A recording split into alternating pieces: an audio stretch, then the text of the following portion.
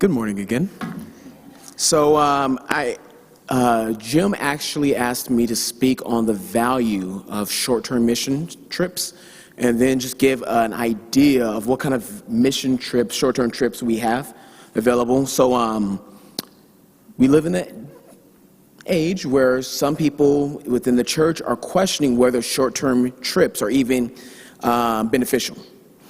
One thing for mission to the world, and my answer to that is yes, if done correctly.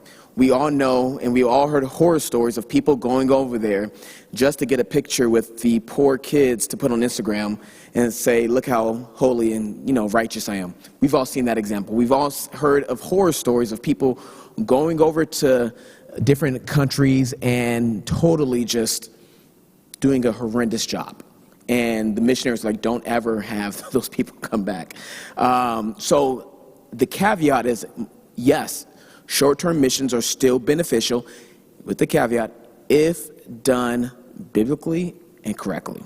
And what do I mean by that? With Mission to the World, the only time we send a 1 week or 2 week mission trip is if the missionaries themselves in that country ask for help or ask to have someone come. So we don't just show up in the country and say, hey, we're here to help. Put us to work. We don't do that. The missionaries have to say, hey, we want to host a team for a week or 2 weeks, and we want to teach them how to go about missions. So that's one thing. So we have to be invited. The second reason why short-term mission trips are really valuable, again, 1 to 2 week trips, is because a lot of the long-term missionaries started off as short-term missionaries. So for a lot of people, it's very rare that someone's going to wake up in the morning and say, you know what, I'm willing to go to a different country, different culture, different food, different political structures, and I'm going to just live overseas long-term. It happens, but it's not as common as those who go over there for a short-term trip and say, hey, that was actually not as bad as I thought it was. Maybe I'll go, back to this place, or maybe I'll try a different place. And then they keep going back, and before you know it, they're doing an internship, which is a 1 to 11 month trip. And then, maybe I can go a year or 2 years, and before you know it, that same person who started off as a short-term missionary is going for 4+ years. And it started off with short-term missions.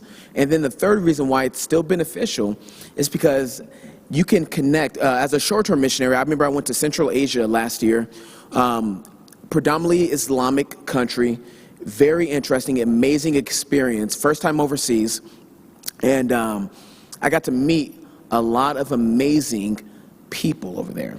And the benefit of that is by me creating a relationship, I can help build a bridge between that individual and between the long-term missionaries who are over there.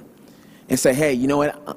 Unfortunately, I got to get back to the States. I'm not here to stay, but I've loved getting to talk to you. I've loved being able to meet with you. Let me introduce you to the people here, and they would love to continue that relationship.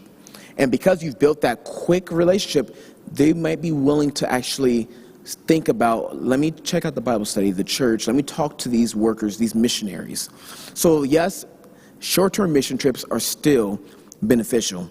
And during my talk, I said that we want people with every skill set, mechanic, artist, comedian, you name it. There's someone who went overseas and would go to the street corner every night and do painting, and then they have to stop doing this, but they would set something on fire and juggle, and people would gather around them. Now, it was cool, but they're like, yo, we can't have you juggling stuff on fire on the street corner. That can be really bad. But a lot of people would come and would just sit there, and he would juggle for them, but then he would share the gospel with them.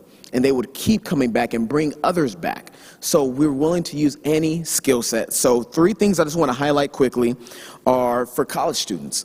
You heard from Alex, and Reverend Denton. We have a partnership with RUF where college students don't have to even go overseas, but they can go to an RUF group, RUF campus here in America and help out international students. So students from across the globe who are coming to the States for study, and that's one way that they can partner. We also have, missions in Mexico and Canada, also Native American reservations, which are great. I think even Sacred Road, if I'm not mistaken. We have some type of partnership with them as well. So that's something, there's something for everyone for the college student. Also, business as missions. There's a lot of businessmen.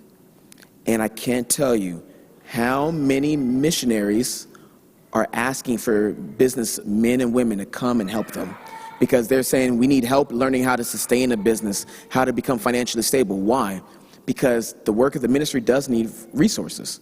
We need to learn how to start a business, how to keep it going so that we can be financially stable in order to keep the ministry going forward.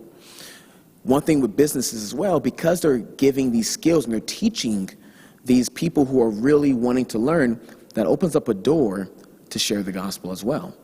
Because now you're not only helping me physically and financially, but the door is open to speak into someone's life when it comes to spiritual matters as well. And then, of course, you continue to build long-term relationships with the missionaries and the people who are learning, so that's also a blessing. And then lastly, I want to highlight medical missions. So there are a lot of people who are either nurses or have some type of medical expertise. You guys, there are so many places worldwide, and I think we take it for granted at times that we live in a country with, even though it's not perfect, we have pretty good health care and medical care, and not everywhere in the world has that.